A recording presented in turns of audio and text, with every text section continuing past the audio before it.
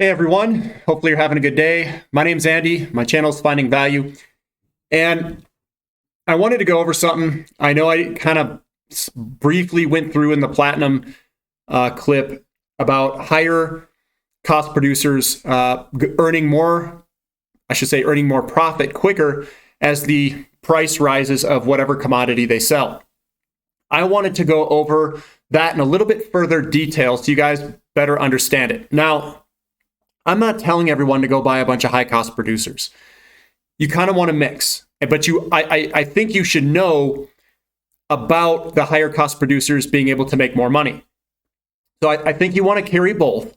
It's not just all or nothing. You don't have to leverage all the way up, go on margin, buy a bunch of options on a high-cost producer, and hope and pray for the best. I'm not telling you guys to do that. Again, this is just education. It's not advice or anything like that. But I wanted to get you the basic concept so you guys understand in commodity producers that the high-cost producers in a rising price environment do make more money faster. And I just want you to get the kind of the basics down so you guys know what I'm talking about. So I have a total, hypothetical example, and I wanted to go over it with you guys so you understand it. The difference between a low cost and a high cost producer. And I'm going to tie some stuff together, hopefully for you. So what I've got here is product X is $20 a pound. Doesn't matter what it is. The cost is $20 a pound. We have a low cost producer and a high cost producer. The low cost producer, the cost is $10 a pound. That is what their cost is to extract it out of the earth. So they have a profit of $10 if the price is $20 of product X. They have 100 shares. They were a low-cost producer. They didn't have to dilute their shares, and their share count is very low. They produce 5,000 pounds. They are a bigger, larger company than that high-cost producer. Their total profit at $20 a pound is a profit of $10 a pound. They produce 5,000 pounds. Multiply it out, and they make $50,000 in total. That is their total profit. And then their earnings per share, if you take the 50,000 total profit divided by 100 shares, their earnings per share is $500 a share. And it would correlate to a share price depending on what their shares are and what their PE multiple is, the price to earnings. But their earnings per share is $500. You're probably going to pay $1,000 or $2,000 a share or greater, depending on what that multiple is. If it's a 10 multiple, you'd multiply it by 10, it'd be $5,000 a share. Now, in a high-cost producer, they struggled a little bit more during the downturn. Their cost was $15 a pound, 50% higher than the low cost. Their profit is $5 now at $20 a pound. But since they went through an excruciating bear market, they had 1,000 shares to begin with, but they had to dilute the shares. Now they're at 2,000 shares. They produced 3,000 pounds, so they've got their production up and running. And now their total profit is 3,000 pounds times $5 is their profit per pound, is $15,000 in total profit. You do 15,000 divided by 2,000 shares, their earnings per share is $7.50 a share. That's what it is today. Now, since we're all commodity bulls, we are speculating on low cost or the high cost producer. So what I do is I kind of said, okay, we're in an uptrend. We came off this big base. Obviously, it's going to be volatile, and we're going to move. Price is going to move all around. And we put some money in both of these companies. We put some money in the low-cost producer. We put some money in the high-cost producer. What would their earnings per share go up if the product went to 40 pounds? The product doubled. So product X went to 40 pounds. So it goes to 40 pounds, and we have the low-cost producer. Everything else stayed the same. They didn't increase their share count. Their cost is roughly the same because we're in a big bull market and it's going up quite quickly. Their earnings per share now is $1,500 because their profit's now $30 a pound. That is an increase in earnings of 3 times their earnings. That there is leverage to the price. So the product X did a 2x. The low-cost producer did a 3x. So it's leverage to the price move because of their cost and their profit increase. That makes sense. Their total profit was $150,000 and it was $50,000. It went up 3 times. Now the high-cost producer, they weren't making as much money at $25 or at $20. Sorry, $20 a pound. Now their profit is $25 a pound because they went from a smaller profit now to a larger profit. It is higher leverage to the price move because they have a higher cost. The price move affects their profits more than the low-cost producer. So their total profit went to $75,000.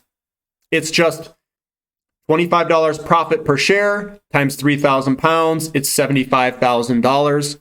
Now their earnings per share is 37.5 per share. It's an increase in earnings of 5x. So when the price goes up, you're dividing it by your numerator of your high cost producer. The beginning profit is very small. So any sort of move in the price goes straight to the bottom line of that high cost producer.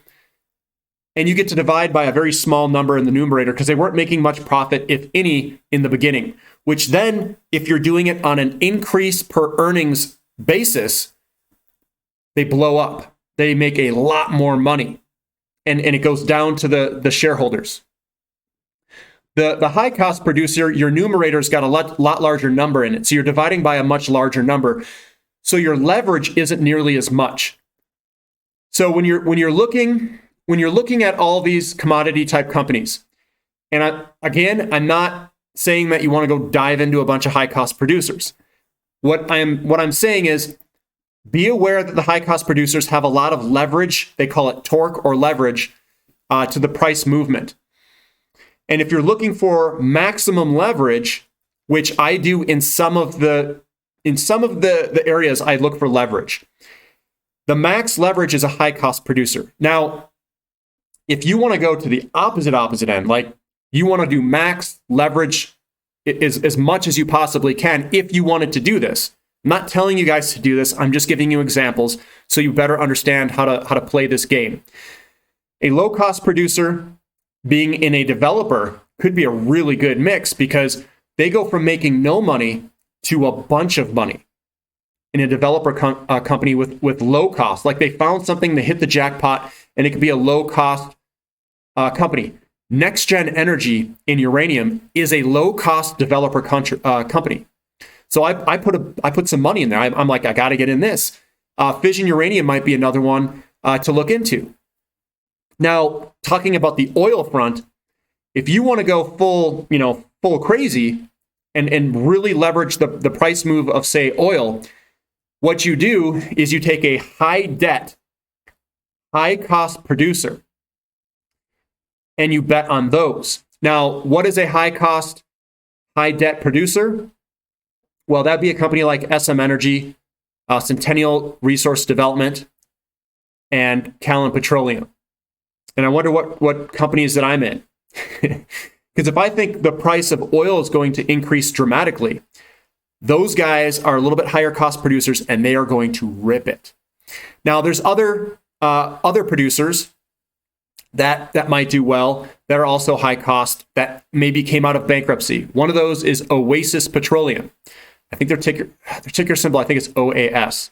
So that's SM, CDEV, and CPE for those ones. And most of us are already in it if you're on the channel. I think GTE is another one right now. GTE looks pretty dang good for an entry point if you guys are looking for a kind of a smaller producer. And then some of these other ones, like an Athabasca, ATHOF, an Athabasca Oil, that might be a good one. The ones with a little bit higher cost producers. Suncor Energy, if you want a little bit larger company, lower risk play. And then those have incredible leverage because what happens is when you're high debt and you fall below a high cost producer's break-even point or their costs, you could potentially go bankrupt. And what happens is everyone piles in these companies on the short side and drives them into the dirt. And that's your opportunity. Your opportunity is to say, I don't think this thing's going to go bankrupt. It looks like we're putting in a bottom. People are buying this thing up. And if the price moves higher, this thing's going to be, a rocket launch higher. And that's what happened to some of these high debt companies that produce oil and natural gas.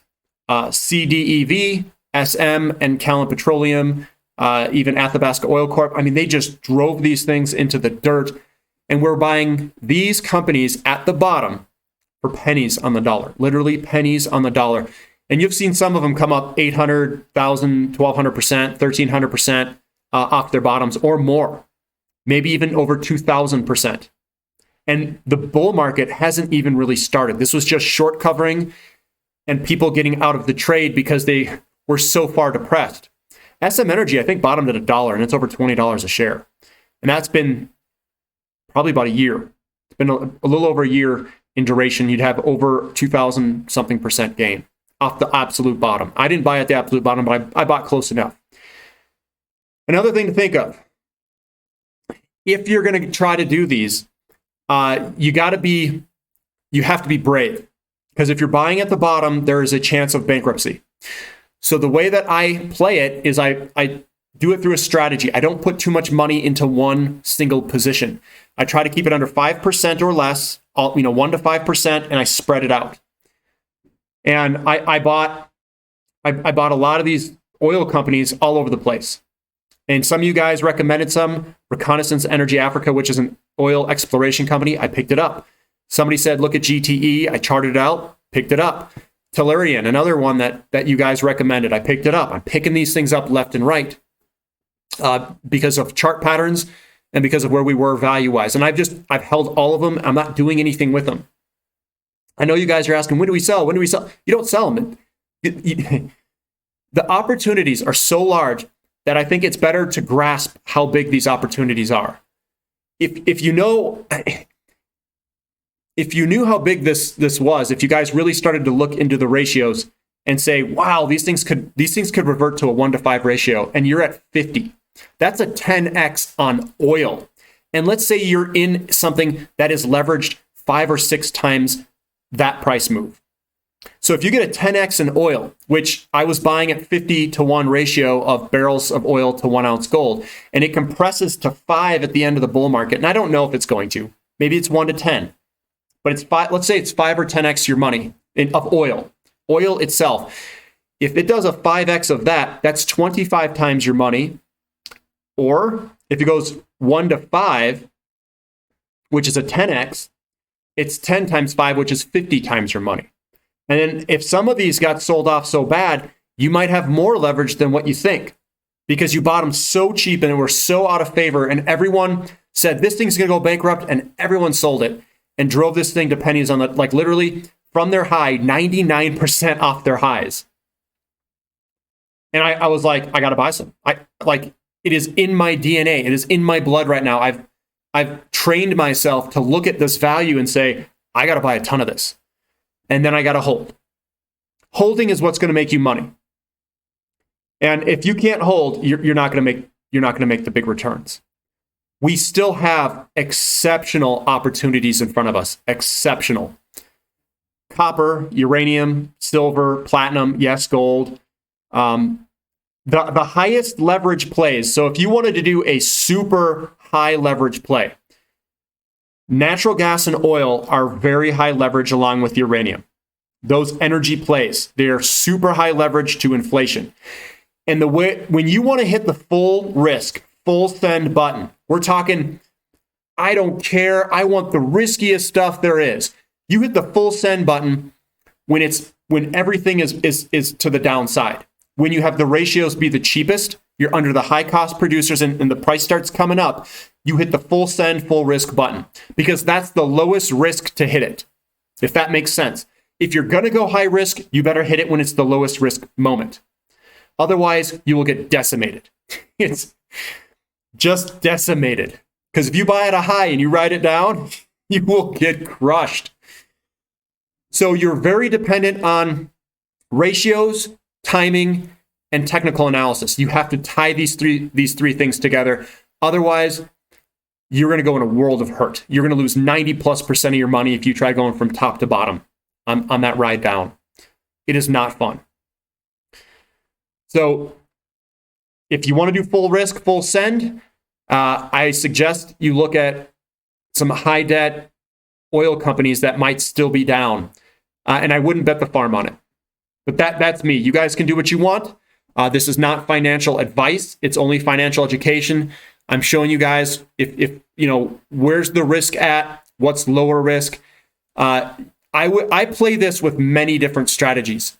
I do full send, full risk at the lowest risk opportunities. I hit SM Energy, CDEV, CPE, GTE, TEL, like all these.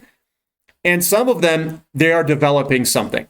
TEL is developing something. And I said, LNG market's screwed up. The liquefied natural gas market, they're going to need more terminals. We will be exporting liquefied natural gas worldwide at some point.